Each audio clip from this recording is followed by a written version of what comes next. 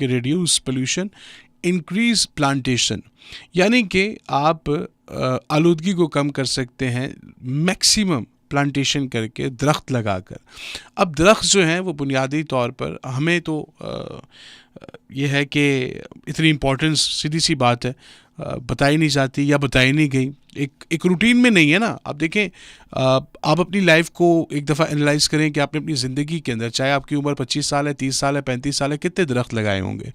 تو بہت کم ایسے لوگ ہوں گے جو کہ ہاں کہیں گے یار میں نے ایک لگایا یا دو لگائے یا واٹس ایور۔ میکسیمم لوگ کہیں گے یار ہم نے تو کوئی درخت نہیں لگایا۔